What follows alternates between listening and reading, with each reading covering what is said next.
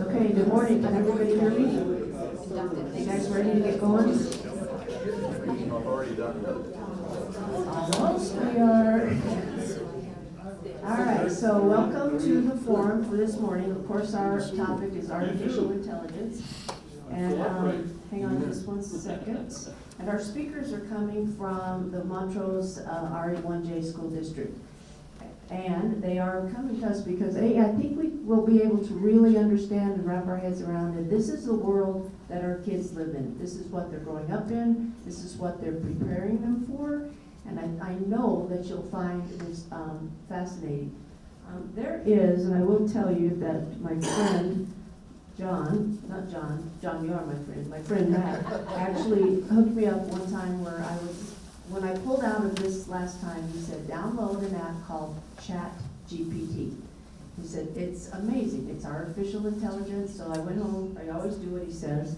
And so Steve just put something in, and I said, give me an introduction for Thomas Matt Jenkins from the Montrose County School District. That's one sentence that was put into ChatGPT. Within about 5 seconds, this is what ChatGPT came out. Thomas Matt Jenkins is a dedicated educator serving within the Montrose County School District with a passion for fostering student growth and creating inclusive learning environments. Jenkins is known for his innovative teaching methods and commitment to student success. As an integral member of the educational community, he strives to empower students to reach their full potential and inspire a lifelong love of learning. That's what came out from one sentence, and that's what you're going to see today. So our speakers, and let me just start really fast. Can I ask a question? How you guys heard about the forum? Do you get the emails? Can I see a raise of hands? Okay, so most people do. And it used to be in the paper. The paper was really good about putting it in, but now the paper is limited. It's probably online, so you see it there. But if you're not, if you haven't signed up on email or you know somebody that needs to, we have little cards here that you can hand them, and we'll do that. All right, so our speakers today, again, are from the school district. Dr. Carrie Stevenson, she's superintendent of schools. She's been with us for 4 years. John Steele, I think, is going to be doing a lot. John has presented here before. He's an excellent presenter. So much up here that I actually reminded him today. I said, just breathe, because he gets so excited about what he talks about. He's the director of career and further education within our school district. And then there's my friend, Matt Jenkins, who is head of all public communications. I'm going to rename both of them, but basically you got the gist of what they did.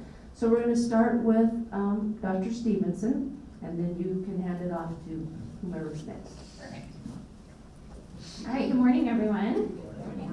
This is kind of a fun topic to talk about this morning. Artificial intelligence, or AI. About 1.5 years ago, I was at a conference with some of my team, and we had a presentation on AI. And we were thinking, it's no big deal. It's just another Google type of product. So not the case.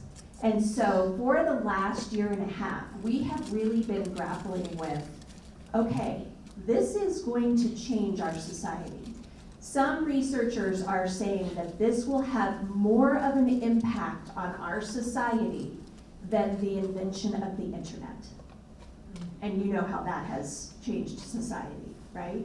And so with that, leading the school district, we have to figure out what our position is. And we have to try to prepare not only our students, but our staff for a world where AI exists. Because that is not changing. AI is here, and it keeps getting more and more complex. And if you watch the news, you will see school districts from all over the country grappling with these same questions. What do we do about these AI tools? Some school districts, there are some in New York about 9 months ago, that decided they were going to ban all AI platforms on technology that the students could access at school. That's one approach, right? But there are others that we're going to talk about today. So today we're going to tell you a little bit about what AI is, What are LLMs, or large language models? It is absolutely a powerful learning tool, and I think that hopefully by the end of this presentation you will see that that's where we are landing as a school district, is how might we use this with kids and teachers as a learning tool. And then we have to decide, are we going to embrace it?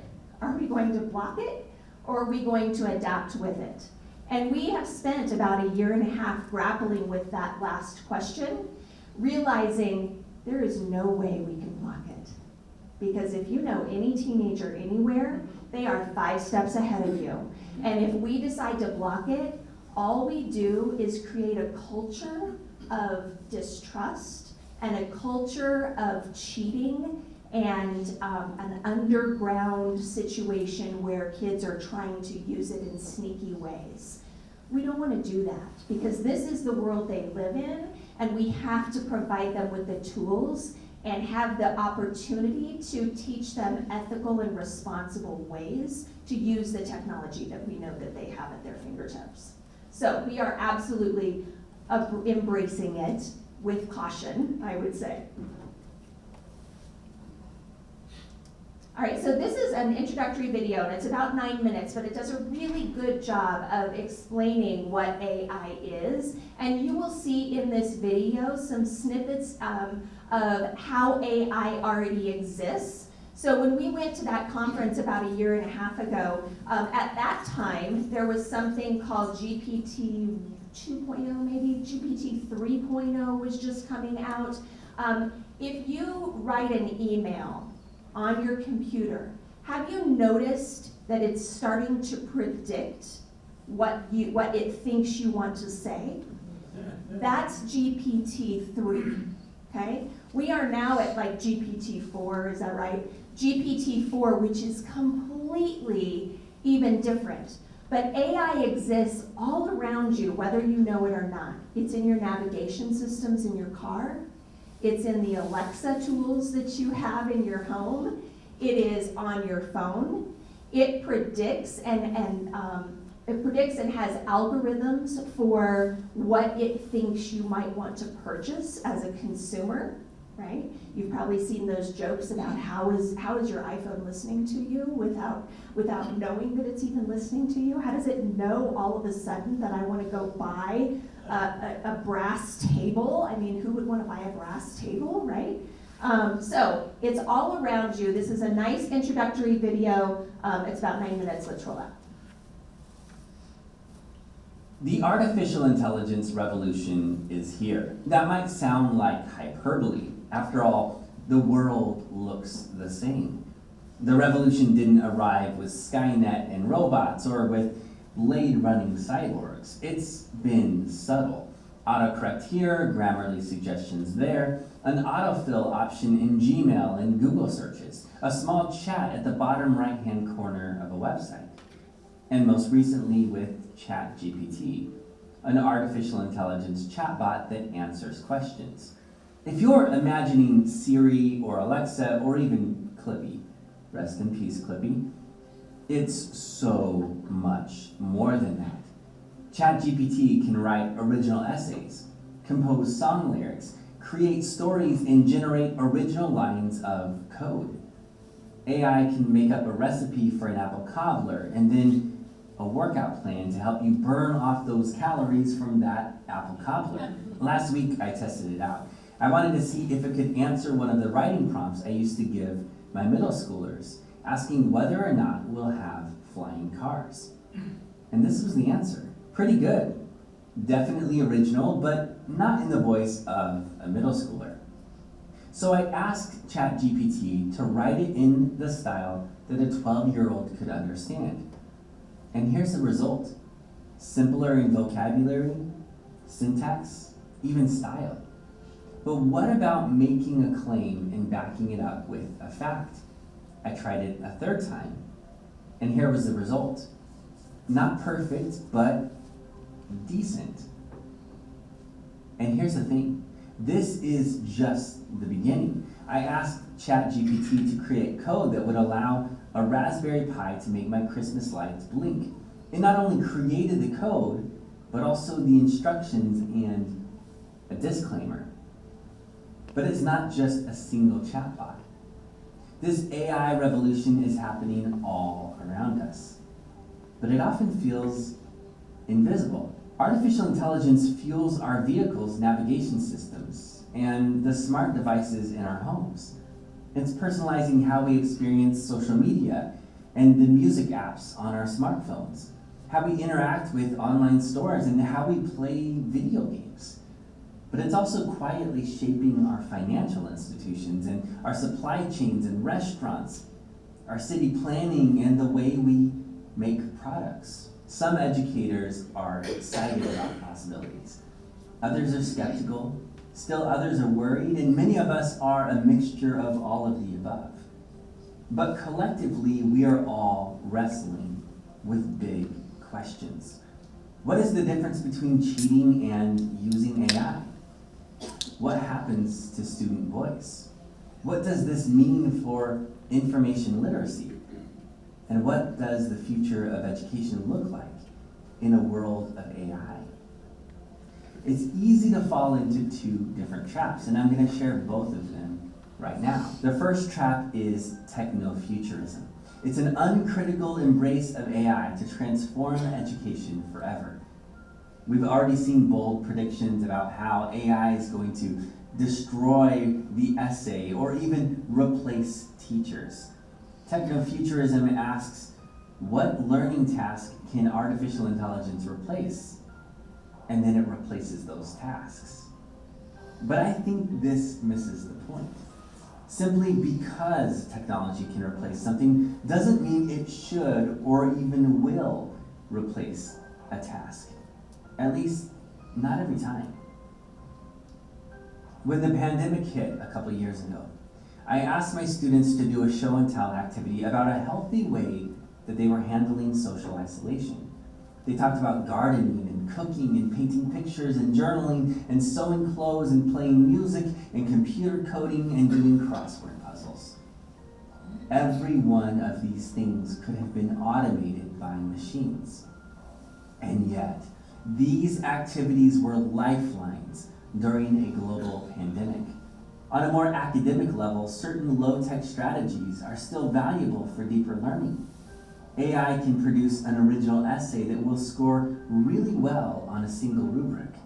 But writing is still necessary as a tool for making meaning. We learn through writing. A hand-drawn sketch note helps create the synaptic connections needed to move information from short-term to long-term memory. In other words, we need lo-fi tools in hands-on learning in a high-tech world with smart machines. The second trap is the lock it and block it approach. This approach is dominated by fear. It happens every time a school says, we'll just block that site from our local network. We've already seen people say, let's just make students handwrite all their essays in class from now on. However, AI has the power to help students synthesize information and to clarify misconceptions, and it provides tutorials for skill practice. It's a great way to find new ideas when you're stuck. In other words, AI is a powerful learning tool. The lock it and block it approach relies on constant surveillance to keep the tools outside of schools. Meanwhile, students fail to learn how to use AI wisely. But there is a third way. It's what I call the vintage innovation approach. Vintage innovation is a shift away from the flashy and new and over to the different and better. It's the counterintuitive idea that the best way to prepare students for the future is by empowering them in the present. Our students need to develop the soft skills that machines lack, like collaboration and empathy. In a world of constant change, our students need to be divergent thinkers. In an era of automation, our students might just need lo-fi tools. In a world of artificial intelligence, our students need to think philosophically. In a sea of instant information, our students need to slow down to be critical thinkers and curators. Vintage innovation is not a nostalgic call for the good old days. It's not a reactionary rejection of all things tech-related. Instead, it's a both-and mindset. It's the overlap of the tried and true and the never tried. It's a mashup of the cutting edge and the old school tools. It's the overlap of the timeless in new contexts. Vintage innovation is what happens when engineers use origami to design new spacecraft and robotics. And it's what happens when engineers are studying nature for innovative designs. As a teacher, it's what happens when you do sketchnote videos, mashing up hand-drawn sketches with digital tools, or when you blend Socratic seminars with podcasting. It's that service learning project that combines the deeply human hands-on learning with photojournalism. It's the old idea of commonplace books to explore new relevant research. It's a design project that includes duct tape and cardboard and sticky notes and markers, but also digital modeling. With vintage innovation, we can avoid both the techno-futurism trap and the lock it and block it trap by asking, what does it mean for us to use AI wisely? How do we think critically about artificial intelligence as a tool?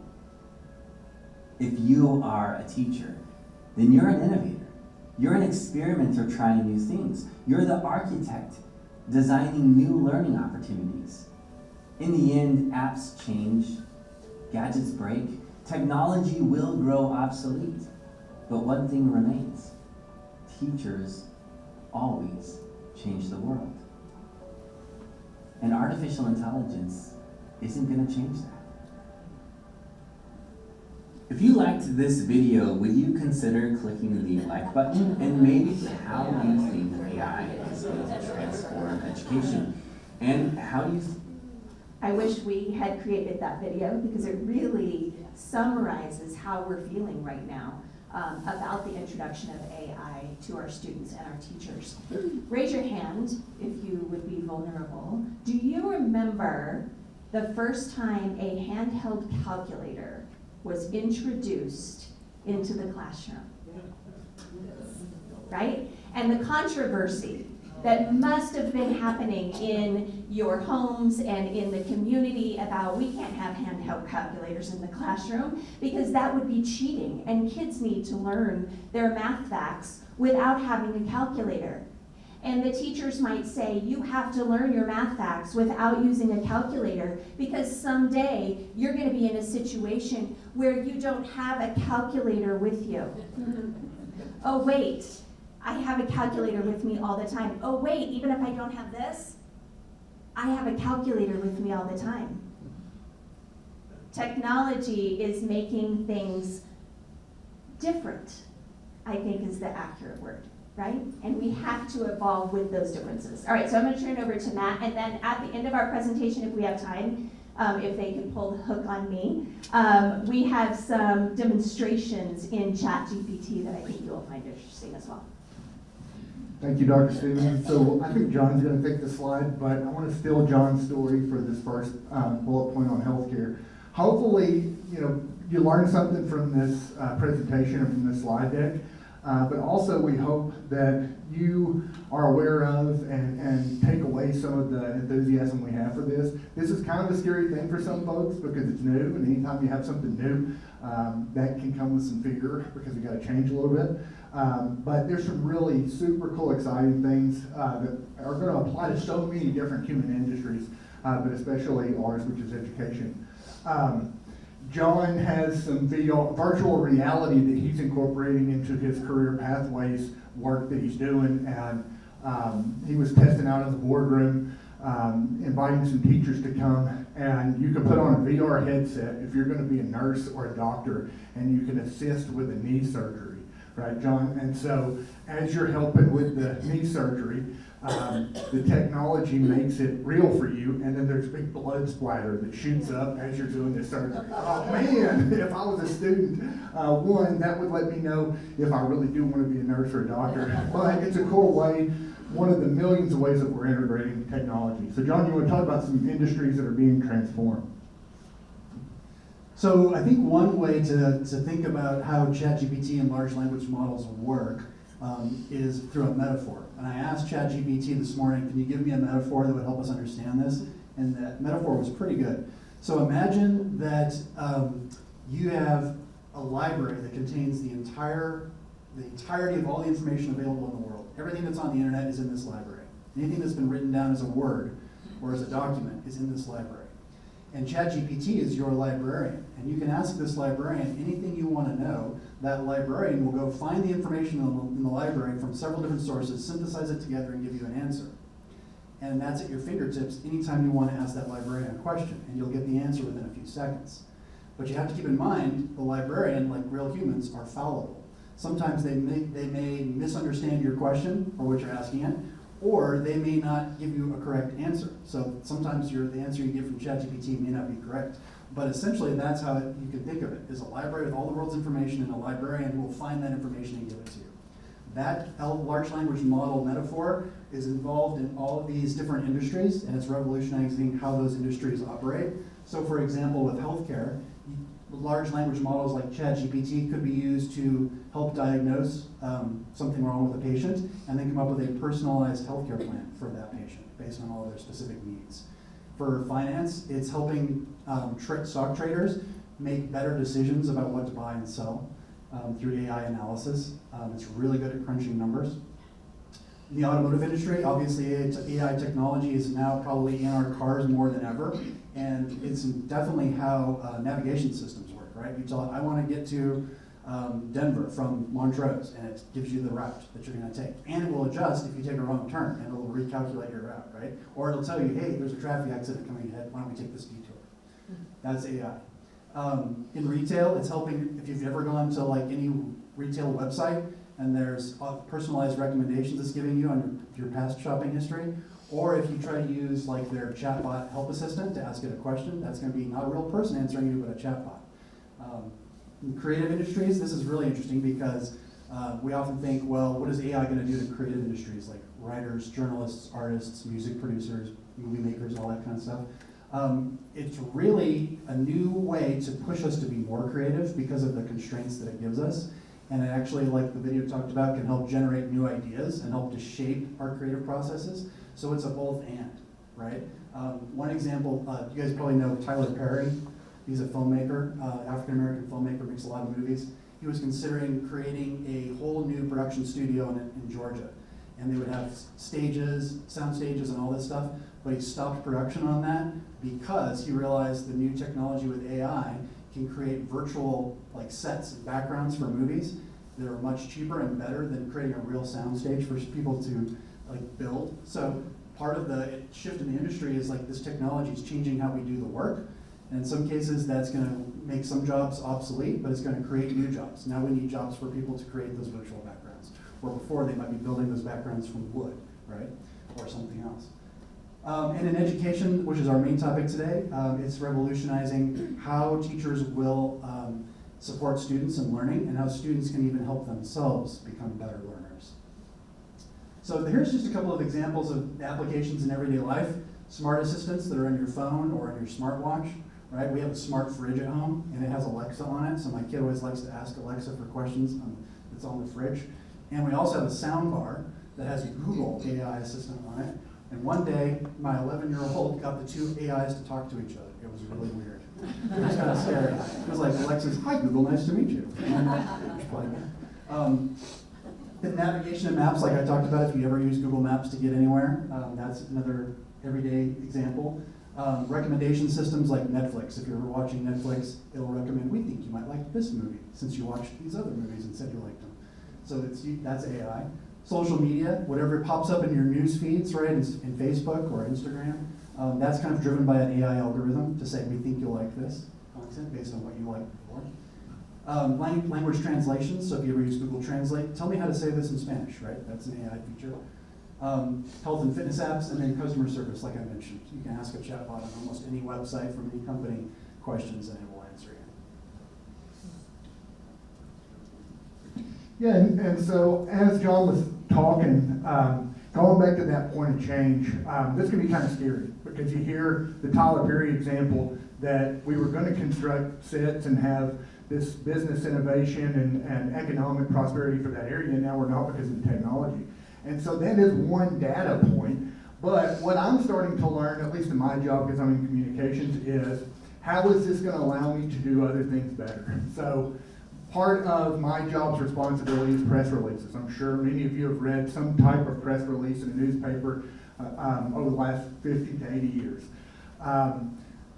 What the artificial intelligence now will provide you is a tool, a resource. So my last 3 or 4 press releases that I've written for the school district, I have used artificial intelligence as a first draft. So I don't just write me a press release for this and then send it to the newspaper, because one, that wouldn't be ethical, because we're going to talk about the ethical concerns.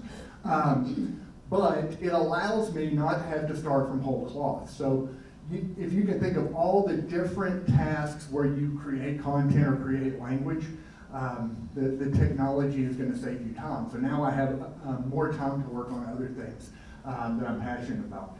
But there are some significant ethical concerns with artificial intelligence. Obviously, for education, plagiarism has been an issue as long as we've had classrooms, right? So we have to figure out how we're going to address that with this technology. Cybersecurity. You are essentially putting a bunch of information into the cloud, right? Into the internet brain that we may or may not have control over. Bias in algorithms. We've had some pretty scary examples with the technology that some folks get online and say hateful things, whether it's racist or sexist or whatever. And essentially, the AI is as good as the information that you input into it. And so we have to be cognizant of bias. And then also that impact on employment. As I was talking about, it is scary. I think about the buggy whip, right? When the combustion engine came along and cars replaced horses, we no longer needed buggy whips. And so those fellas that made the buggy whips had to figure out something else to do. So this is going to have a significant impact on employment and basically every human system. As John mentioned, it's already affecting everything. We just don't really notice it as much. But this has an opportunity for a lot of really great change and benefit, but also we have to be mindful and intentional on how we use it. Dr. Stevenson? Can I just give one more example? Yes, ma'am. Because I don't think we talked politics, did we? Oh, no. No, we don't have politics on our slide here, but if you think about the upcoming presidential 2024 election and AI, if you see a video that might be circling, that you just think, this can't be, this is just too outlandish, this can't be right, or it's just not sitting well with you, look really closely at the lips of the person in the video. Or if you want another specific example, if you know how to go to YouTube, search Morgan Freeman deep fake. They can have an actor or a person, a regular person, say whatever they want it to say, and it will slightly move the lips. But the technology is still a little off. If you look very closely at the lips in the video, you will see that there's something off there. That's because it's not an accurate video. And there are already videos about both sides of the candidates for the presidential election that are circulating right now. So as an informed voter, it makes our job even easier, even more difficult, to be able to really discern what information we're getting. Is it factual or not? So when you talk about the ethical concerns, there are some ethical concerns even for our democracy and our political environment. Yeah, I would add to that too. I'm a 5th generation teacher. I've been out of the classroom a year or two, but now more than ever, it is so super important that we're teaching our children and our students information literacy. Be skeptical about what you see and read and hear, but then apply critical thinking to it to see if it is objective, to see if it is true. That is absolutely a challenge and a concern with this, because as Dr. Stevenson said, this is going to be leveraged and weaponized, and folks are going to try, just like any tool in human history all the way back to the caveman. You can use a tool for good or for bad, and so folks are going to try to use this for bad. But there are also a tremendous amount of ways you can use it for good, and we can make a human society better. You want to go on economic impact? So you can probably imagine all the different ways this is going to impact our economy in different ways, from the creation of new job categories that never existed before, like prompt engineers. That one has exploded, and there's I think I read 100,000 new prompt engineer positions on Indeed just since ChatGPT launched, right? So people who can write a good prompt and figure out the right magic way to say something to get the result you want out of ChatGPT. That's a new job. There's going to be AI analysts who are analyzing all this stuff. There's a ton of new jobs that will be created because of AI, but it also means some jobs will go away, right? Where that job can be done easier and more efficiently by a machine. Some of those manual labor and routine, like repetitious jobs, are going to probably go away because a machine can do it more efficiently. But it's also going to make a lot of folks' jobs more efficient, and it's going to enhance what they do. So some of the menial tasks that you have to do, or administrative tasks like writing that email that you don't want to write, ChatGPT can do it for you and save you a bunch of time so that you can focus on the more important and more interesting aspects of your job. It's going to require some folks in the professional roles to upskill or reskill. So they're really good at what they do, but now the AI has come onto the scene. That's going to add some complexity and some new things to their job. They're going to have to learn those skills to upskill or to reskill themselves so that they can be a better professional in whatever industry they're in. And then, the concerns over job displacement, I think that could end up being kind of a wash, where some jobs go away, but new ones are created. That kind of remains to be seen because we're still in the early stages. This is just the beginning of AI. And as it grows and gets more capable, that dynamic of jobs that are no longer necessary and the new jobs that get created is going to keep shifting and changing. So this is just something for us to keep our eye on and watch. It's going to be really interesting to see how it develops and evolves over time. So AI in education. And one other quick thing just about the bias that comes into AI. How the AI large language models were developed and trained is pretty interesting. It's very complicated and I don't fully understand all of it. But essentially what they did, and OpenAI is the company that did most of this work, they trained the computers, a neural network. So it's a bunch of different computers hooked together, working together. They trained it on every piece of writing that was digitized. So everything on the internet, any book that was turned into an ebook and digitized, if it was a digital text, it was put into the computers and they read it all. If you can imagine a computer reading text, right? And then they assigned all the words in the English language and all the other languages a numeric value, okay? So all words have a numeric value, and it turns it all into numbers. And then it comes up with a way to predict what's the most likely word to follow this word in a sentence, based on all the sentences we've read, the computer has read. And that's essentially what it does. So when you type something into the prompt in ChatGPT, you have used a sentence, right? You've put in words.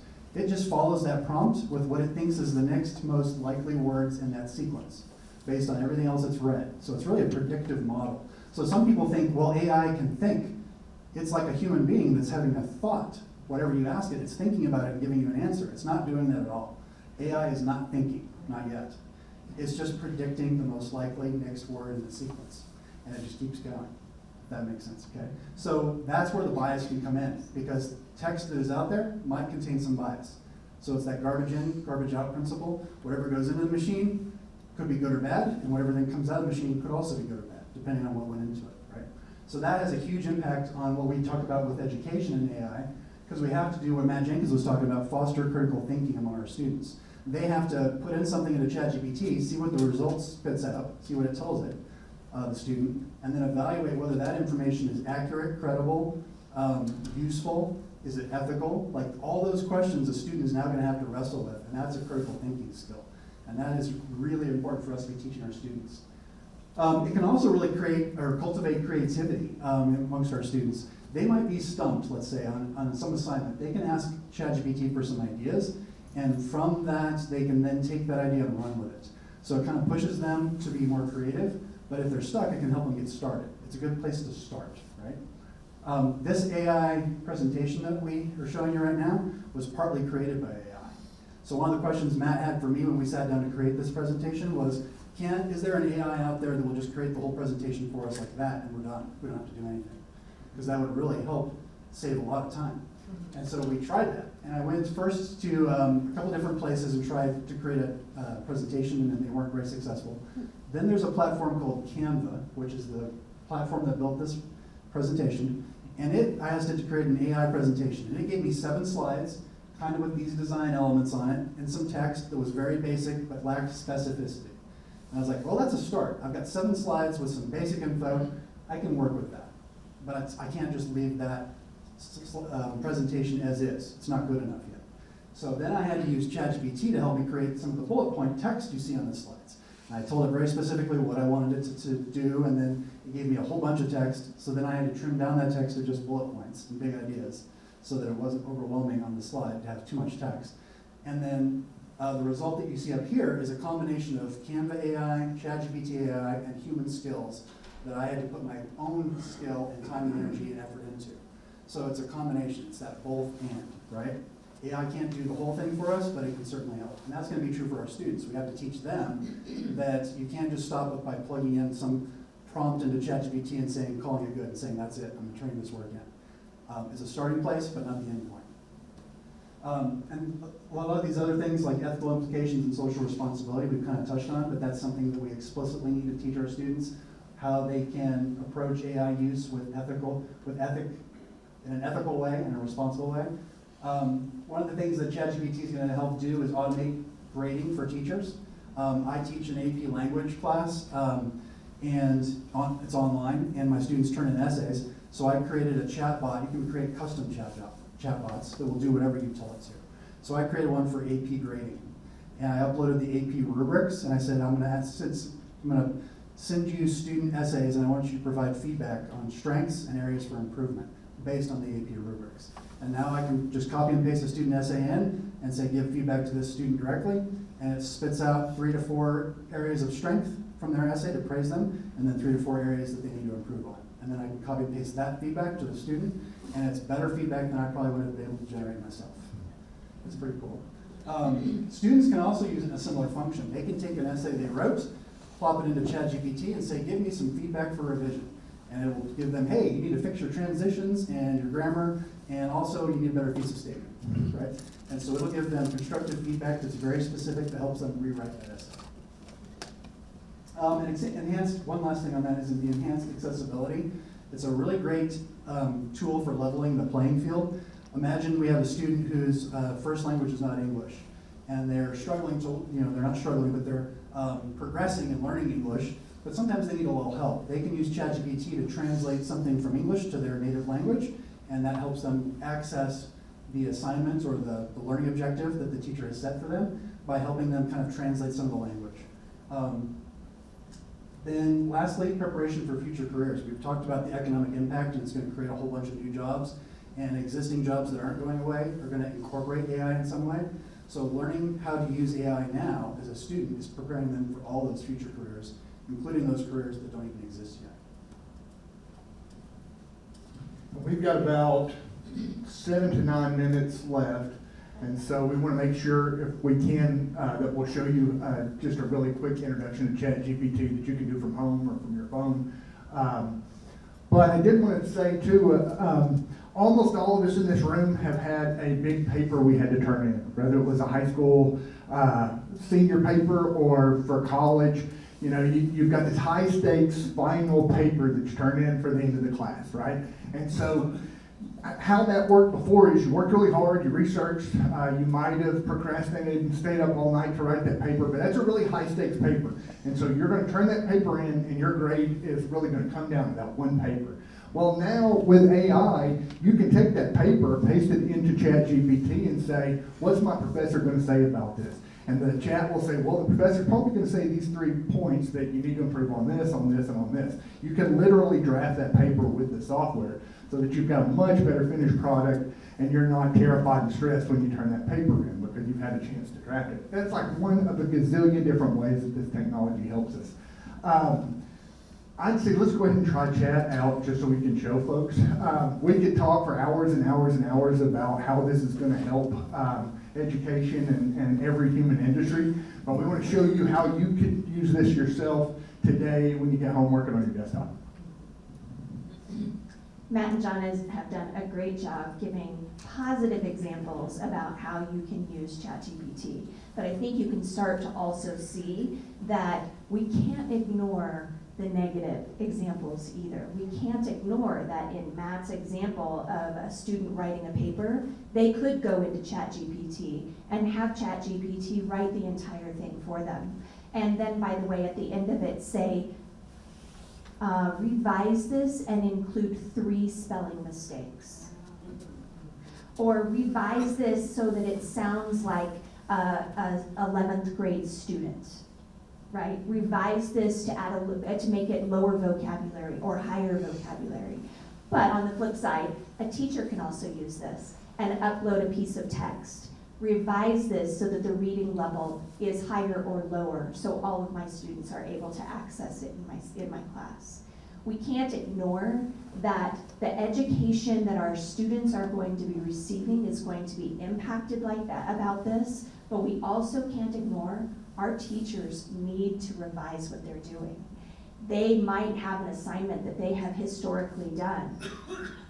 They can put it in ChatGPT and say, how can I make this assignment so AI can't help with it, right? So that it's more difficult for my students to use AI. AI will help them do that and revise the assignment so that it is more reliant on the student's ability and their critical thinking. So our teachers have to know that this is out there and that we will have both sides, kids using it really well and kids using it for not great purposes. So we're going to show you an example of both of those. So let's say that I'm in an Algebra 2 class, okay? And my teacher gives me an assignment to complete these problems. One of the problems is available to me on the screen because you know they send assignments onto their iPads now. Even if it was available on a worksheet, it doesn't matter. I'm going to take a picture of that problem that I'm having difficulty solving, and I'm going to see if AI can help me with this. So I'm going to open my ChatGPT, and I'm going to load the picture right here into the software and say, solve this problem.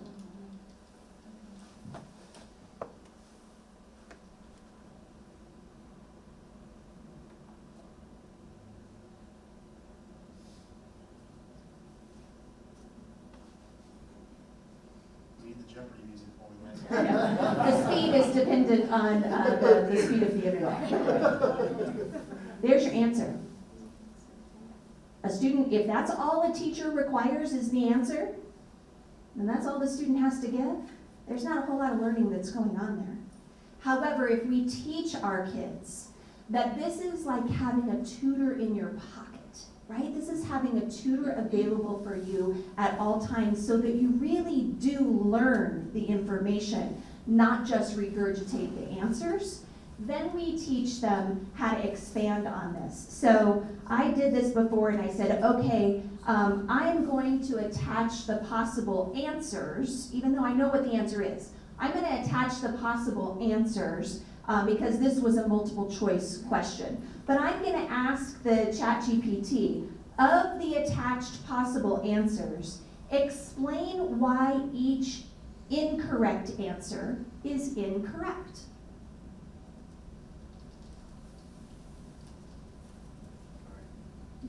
And it really doesn't matter if you spell it right or not. Because It'll fix it. it's got 1 and 0 code, so my typing in the chat looks horrible. I don't So know how to explain spell. why each incorrect answer is incorrect.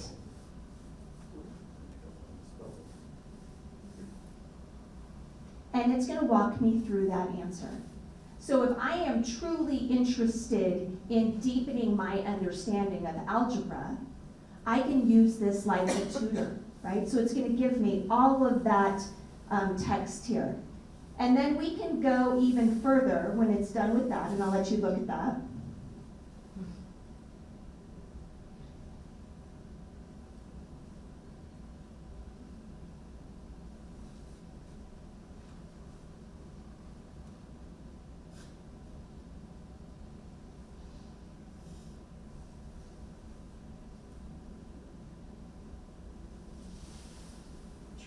And let's say I am still struggling, right? I am struggling in this class to understand And I am embarrassed to keep asking my teacher over and over again, can you explain this to me differently?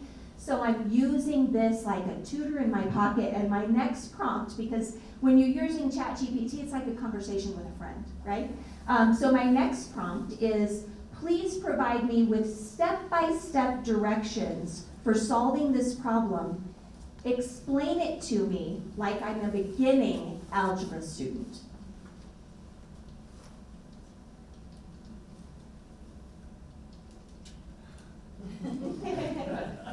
Can you dictate it in there? And you actually can, you can hit the microphone. and keep Nothing on. more stressful than having people watch you type. And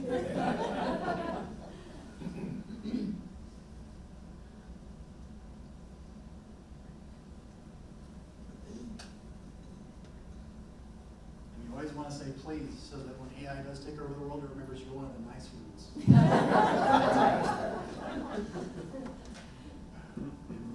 So there it goes, step one. And it'll walk you through that entire process of solving the original expression. And if that's not good enough, you can ask it more specific questions. I don't understand why, or define these terms for me, because I forget what a polynomial is, or I forget why this needs to be negative and not positive, right? Some of those common questions. It can get really detailed. My daughter is a senior at Kansas State University, and she is getting a degree in environmental engineering and natural resources. And she has gone to tutoring centers before. And she's like, it's embarrassing, Mom, to keep asking, because she has epilepsy, and so she learns things in a very specific way. And she said, this makes me a more confident learner, because I can ask infinite number of questions until something clicks for me, and then I understand. And I don't have to waste anybody else's time, and I don't have to feel the pressure or feel like, oh my gosh, they're judging me because I don't know this really simple question. But instead, she's using this sometimes, not always, because she says, sometimes it's just more of a pain to do this, and I already know the information, and so I don't need this. But sometimes she'll say, if she's really busy, assignment after assignment after assignment, upload a PDF and say, read this and provide me an outline. How many of you used Cliff Notes? How many of you hid your Cliff Notes in your backpack? Right? I mean, it's a time saver as well. So we have some time here. We can do a completely different chat. If you guys have an idea, or anybody from the audience that has an idea that you want us to explore with ChatGPT. Does anybody have an idea? And I'll bring the microphone to you. This is your chance. Oh, Jim, this is good. Can you type this? Just let Phoebe decide. So it's important to deal with set facts, so everybody dealing off the same facts. And one of the things you talked about, and I don't know if you can do this on that computer, but ethics, right? Is there a set of ethics that as a society we need to go forward with? I was just going to say, and add on to this, I mean, that's a great question, right? That this is changing so quickly that I think we are all grappling with that same, question. And it comes down to the very basic, what feels right and what feels wrong, and how can we teach our kids to use this for right, but we can't ignore that other people are using this for wrong. If we hide those things, then I don't think we're advancing our understanding as well. But I mean, you bring up a great question, John. You want to add to that? Sure, I'm pretty fascinated by how they even came up with this and how it works. So I was been watching some videos about how ChatGPT 4 was trained. One of the things that they tried to program in terms of ethics for it, 3 words that they tried to train it on: usefulness, truthfulness, and harmlessness. Those 3 ideas kind of guide everything it does. And I'm not sure how they create the algorithms that make those 3 ethical ideas. guide its responses to you, but that's the 3 ideas that they've identified to guide its answers. So usefulness, truthfulness, and harmlessness. Those are the 3 principles. And I would add to that too, not just to parrot back what I was saying about information literacy, but like looking across this room, I think we're all old enough to remember when the internet took off, right? And you went from having to go to a library to look up a book, open that book and read it. Like literally in the mid-90s, we just had almost limitless access to information. It might have been true information, it might have been false, it might have been a lie. You had to decide for yourself. And so we're facing that same ethical question, which some would argue, Jim, is probably the most important question. And so this is not a new task. We got to figure out how we're going to navigate it. And then we as educators got to figure out how we're going to train kids to ask those questions themselves. You can use it for fun things as well, right? Like my favorite author is, I'm making one out, Judy Picoult. I don't know if you can spell that. Jody. I mean, Jody, thank you, not Jody, yeah. So you can talk to it like a friend. My favorite author is Jody Picoult. Can you suggest 3 other authors that might be similar in style? Right? I'm getting ready to go to the library, want to check out a book. I've read my list of books that I have, and you can go on here, right? Other. There you go. But back to Jim's question, that may or may not be true what she just told. So like I gotta find out if I agree. Yeah, this really is like the code. Right, so the truthfulness that John was mentioning earlier on in the presentation, in AI they call that hallucination, right? So if it doesn't know an answer, it will make it up. So depending on the tool, right, true. Depending on the tool you use, there's a different percentage of hallucination. So the tool that we're using right here is ChatGPT 4. It right now has the lowest percent of hallucination, 3%. So it far exceeds anything else out there as for its truthfulness. Other tools have a higher degree of hallucination, and other tools also stop their information at a certain point. So ChatGPT 3 is only accurate as of April 2023, I think. I might be hallucinating that. 2021? 2021, see, I made it up. So if you want something more current, ChatGPT 4 is more accurate as of... It's accessing the internet now. That's what I thought, yeah. So it depends on the tool you use as to the information. Do you have time for more? Yes? So I have a teacher friend in this area, and we know that these generations now are so advanced in their, tech literacy. It's like they should be teaching this, but Exactly. so that's it's not really a question, I guess, it's sort of a concern is, we're teaching, we're educators to them, but then, they've been, it's in their genetics, right? Okay. So that's a first point. And then the second point is our master's and PhD candidates using this and how much, versus typical research, incorporating that into their productivity. So do you guys know the status of that? I'm curious about that. I don't know the status of that, but I can predict, absolutely people are using this, right? In my daughter's college class, they say, they mention what their AI rule is in the syllabus that she gets for every class. However, a professor can say you can't use AI or you can't use ChatGPT, but what we're hearing is that they're trying to make instruments out there that will detect whether or not a paper is completed with ChatGPT, but those instruments can't keep up, right? Because it keeps changing. So there are situations that have occurred where people have been wrongly accused of using AI, and when it comes down to it, they really didn't. So it keeps going back to that ethical use, right? Oh, sorry. Did somebody else? Sorry. but these models were based on a lot of information, included a lot of copyrighted information and intellectual property, so this is a huge flood of plagiarism. And I think that you need to think about the ethics of that. And I think the Hollywood writers' strike was a lot about that. You know, art, and when you say you're helping them with thought, where's original thought coming from? You know, you're prompting people, you know, say, oh, let's do this. Well, that's because you suggested it. Is that original thought? Very good question, that we, of course, don't have the answers to. Silka, let me give this to Ellen, and then you're next. Yeah. Well, I would say it's really interesting, probably true of all technologies, but definitely artificial intelligence and the large language models.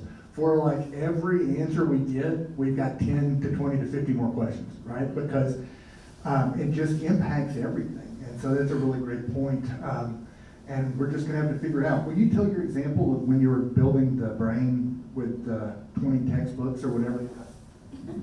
Okay, so one of the things I'm working on in the district is grading best practices. So, and you can create a custom GPT that will do whatever you ask it to. You have the ability to upload up to 20 different documents that will be its knowledge base. So when you ask it questions, it's going to reference those 20 specific things you might have uploaded. So I took some books that we were using, I took their Kindle version, turned it into a PDF, and uploaded those. And I thought, okay, this is going to be great, because it can ask these books, like almost as if I were to ask the author of those books what an answer to a question I have is. So I did that. It took about 5 hours for me to kind of break those books into PDFs and upload them. I tried my first question, and it said, I'm sorry, I can't do that. This is copyrighted material, and I have a limitation. So it can't do that. It can, though, if you were to copy and paste like a short article from the New York Times or any other source, right? A short article, and you copy and paste that in, and you ask, summarize this article for me, it will do that. But an entire book length work, it will not. It's got a limitation where it will not access it.